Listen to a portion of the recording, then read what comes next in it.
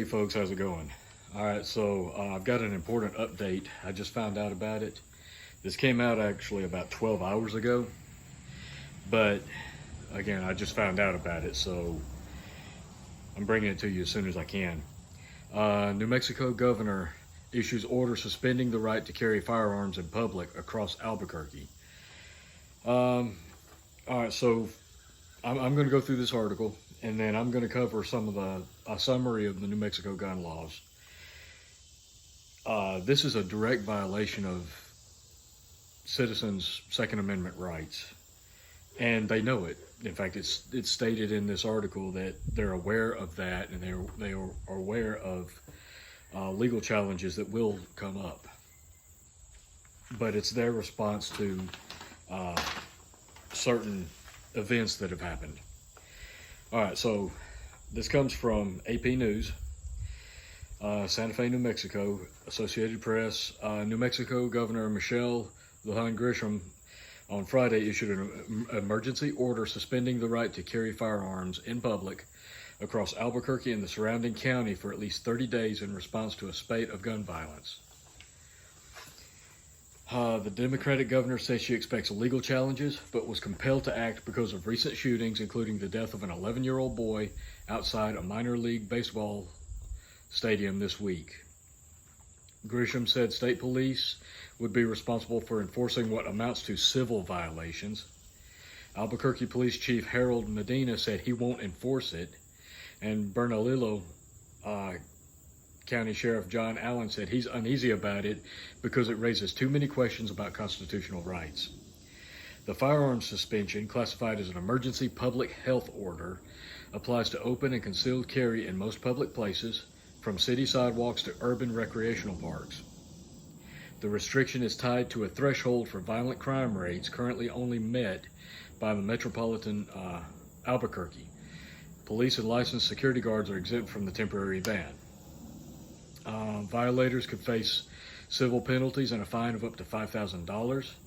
Gubernatorial spokeswoman Carolyn Sweeney said, under the order, the residents still can transport guns to some private locations, such as gun range or gun store, provided the firearm has a trigger lock or some other container or mechanism making it impossible to discharge.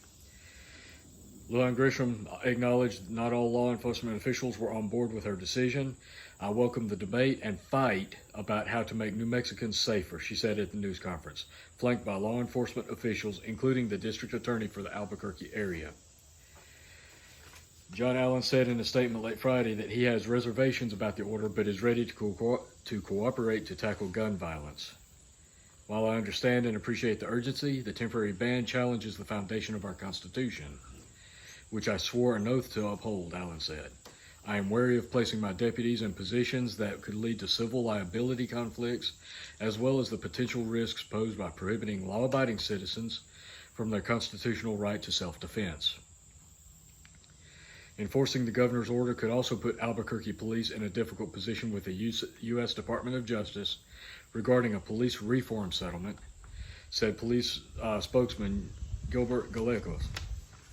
All of those are unsettled questions, he said late Friday. Grisham referenced several recent shootings in Albuquerque in issuing the order.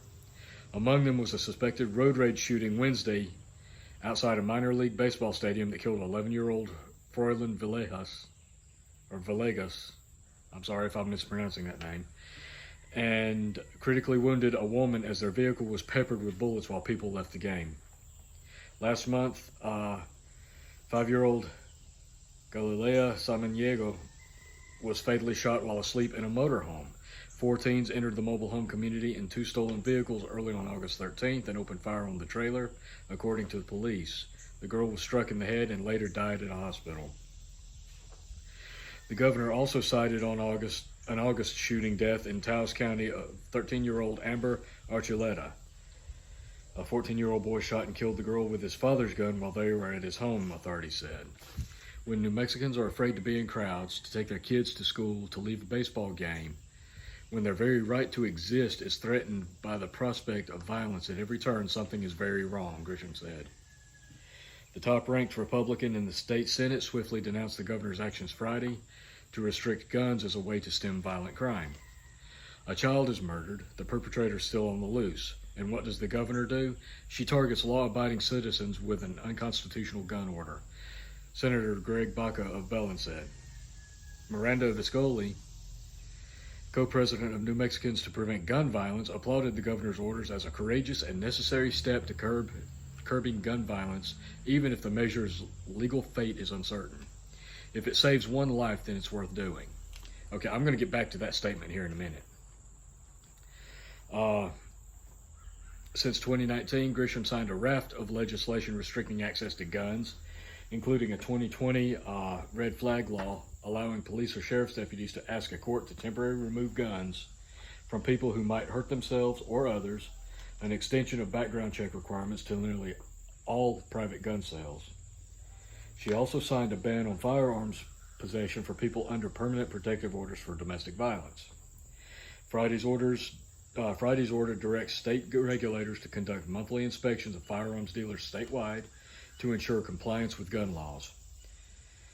The State Department of Health will compile a report of gunshot victims at New Mexico hospitals that includes age, race, gender, and ethnicity, along with the brand and caliber of firearm involved and other general circumstances. All right, to get back to this, if it saves one life, then it's worth doing. That is something you frequently hear from the anti-gun groups. If it saves one life, it's worth doing. Well, that reasoning is so flawed, it's ridiculous. You could say pretty much, let's take the current division between the right and the left, and the police and BLM and what have you.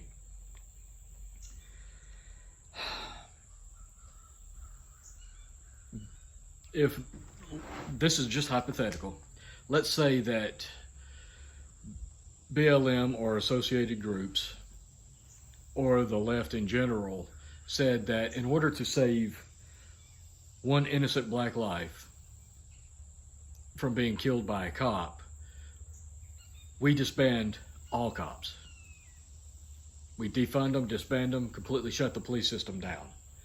Because if it saves one life, it's worth it, right?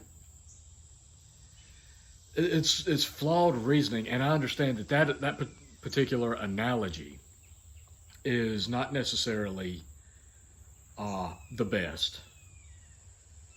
Because if you disband police or what have you, obviously crime is going to rise. There's going to be more deaths in other areas, affecting a wider range of people. And that's not to diminish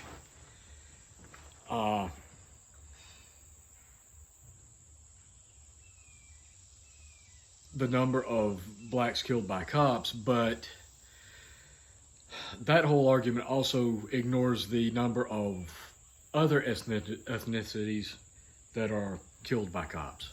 So in its face, the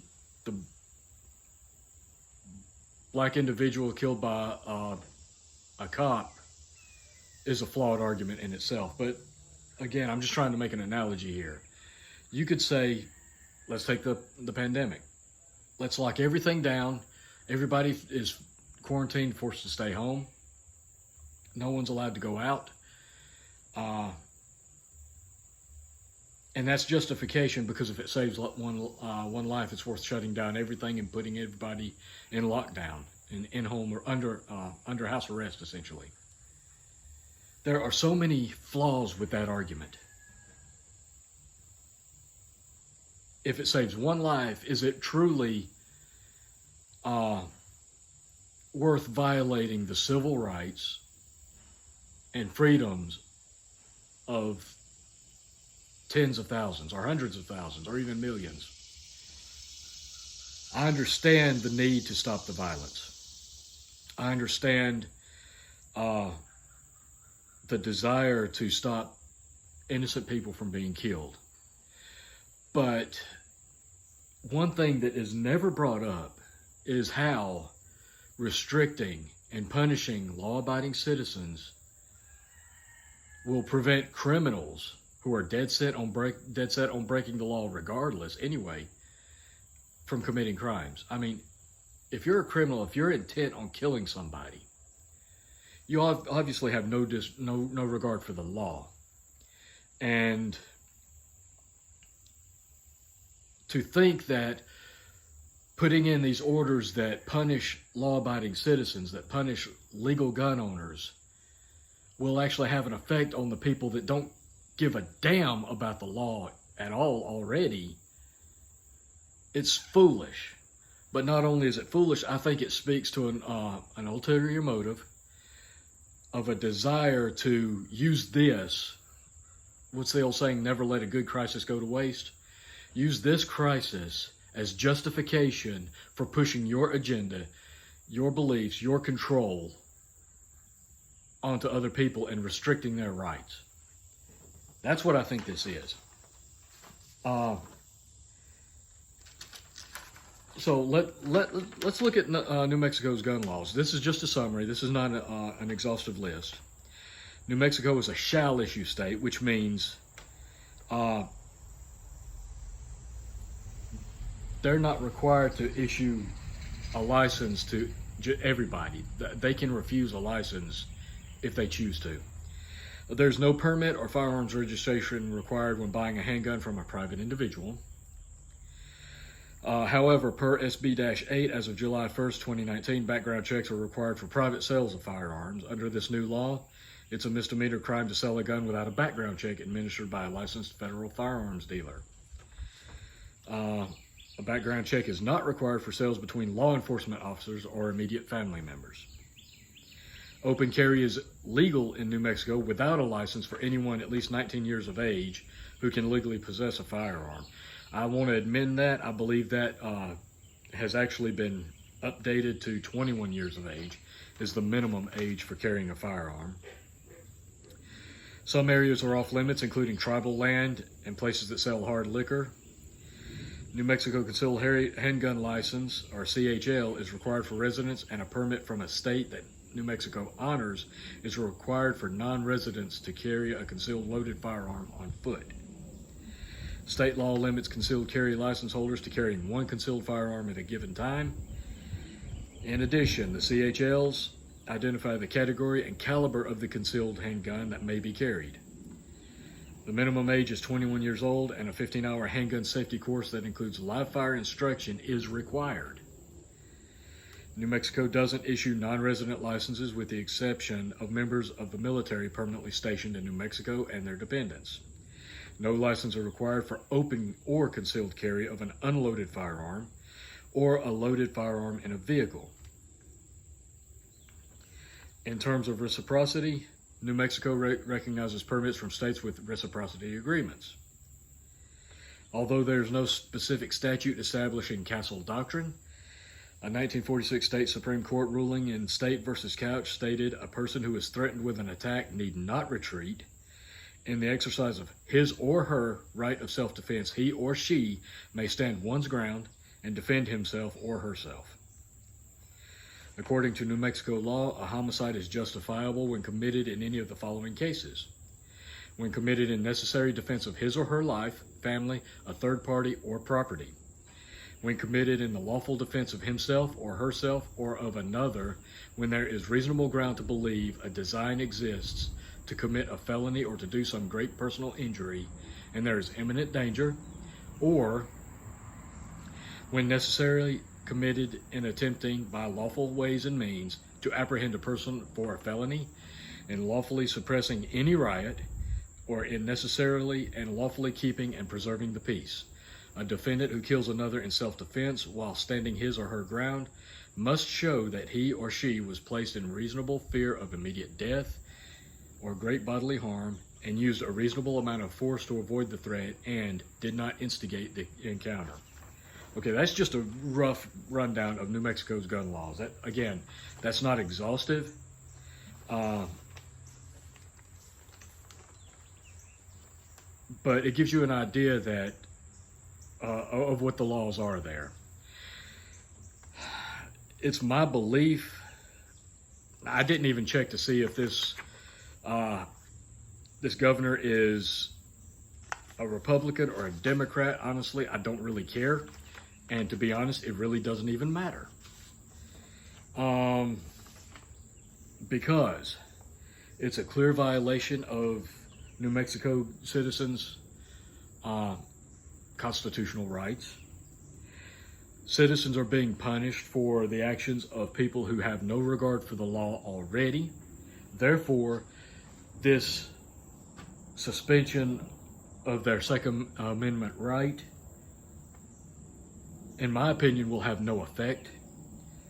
The criminals committing, the people intent on committing these types of crimes will continue to do them, regardless of what kind of executive or emergency order the governor passes. So again, this will not have any effect on crime or gun violence. What it will have an effect on is restricting law-abiding citizens from being able to carry weapons to defend themselves from criminals and from gun violence. It will also set a precedent, because I think what you're going to see is now other states that are anti-gun, such as New York, California, and I could go on and on and on. Other states that are anti-gun will look at this and they're going to sit back and watch as the legal challenges come in.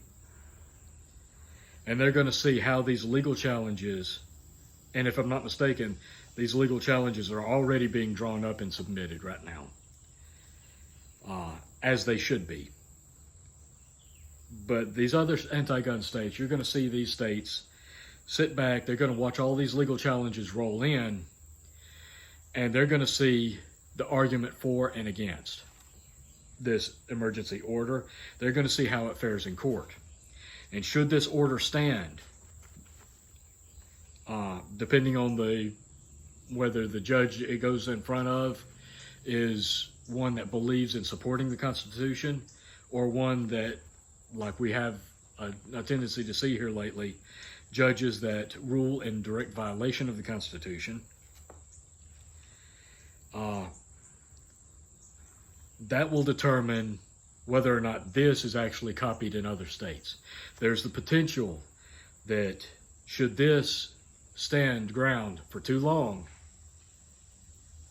without being struck down, and struck down hard, that other states will pick it up and say, oh, we've had 5 shootings in our state this month, so we're going to issue an emergency order and suspend all Second Amendment rights to carry in public. That's what you're going to see happen. This is going to create a chain reaction. Other states are going to follow suit, again, most likely provided that the legal challenges, whether or not they're successful in not striking this down. I would hazard to say that even if this is struck down by legal challenges as being an unlawful and unconstitutional order, as it is, it clearly is, this will still inspire other anti-gun states. The first one coming to mind is particularly California, Gavin Newsom, New York. Those are the first 2, but I would expect other bastions of anti-gun debate to follow suit with this. Much like when the Supreme Court made the ruling with Bruin that no gun law can be passed into law if it violates the history, text, or tradition of the Second Amendment.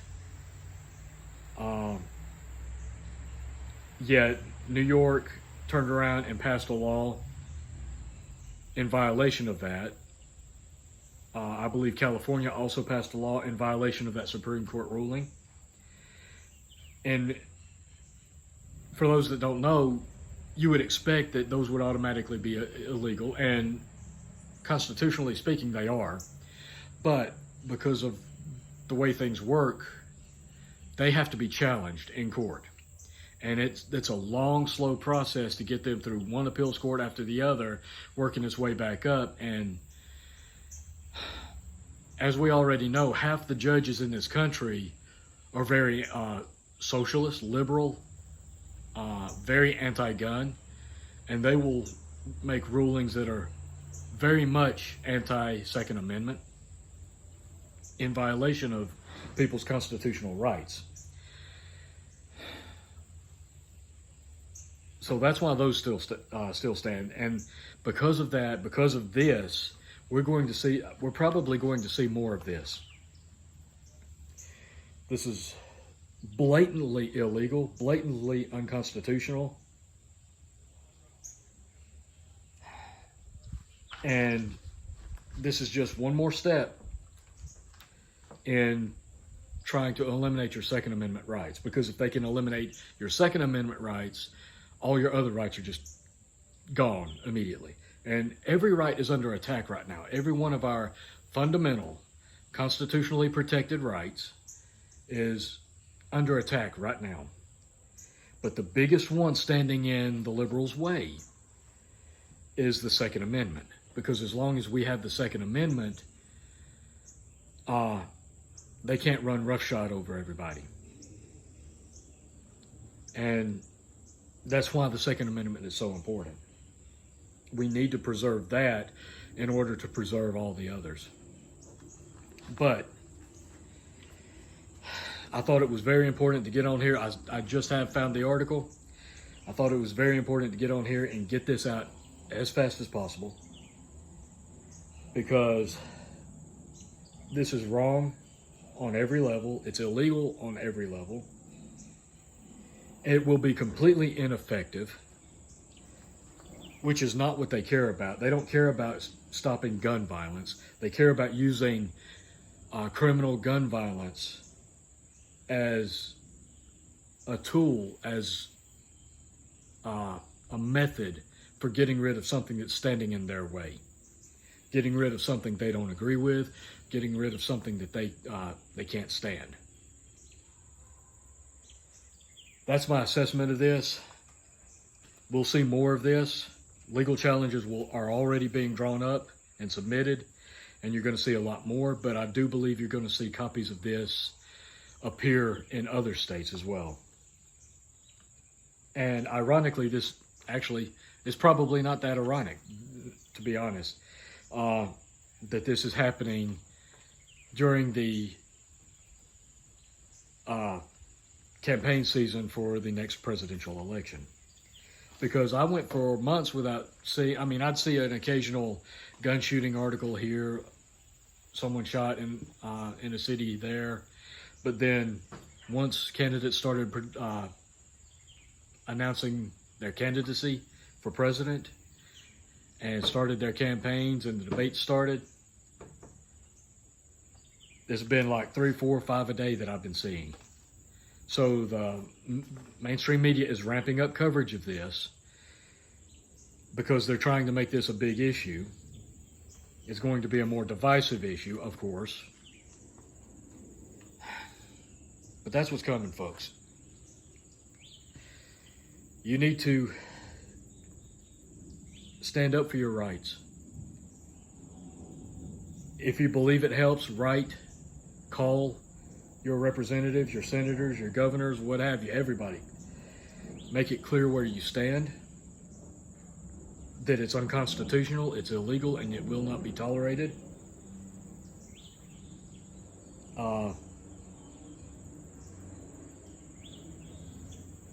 To me, this is kind of like shots fired. This is.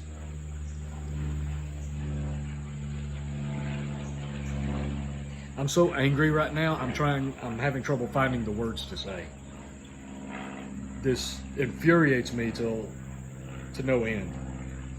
And I'm really hoping a lot of other people will speak up on this, because we can't let this go. If you live in New Mexico, you need to speak up. You need to say something. This is unacceptable. Again, as I've said, this will have no effect on gun violence. This will have no effect on crime.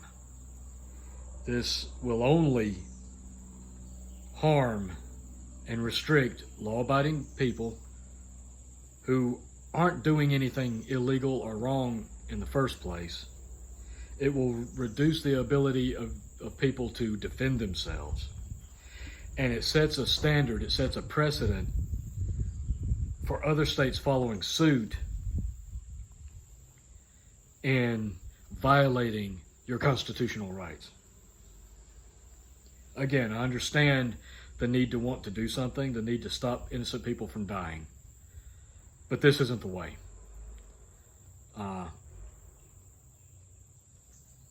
This will have no effect on changing any of that. And again, it's not supposed to. This is to make people feel good so that they can push their agenda and remove the one roadblock in their way to controlling this country.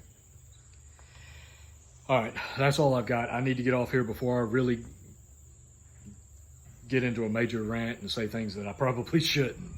I appreciate you guys watching. Like, share, subscribe if you haven't. Stay alert, stay vigilant, folks. Don't get complacent. Keep prepping.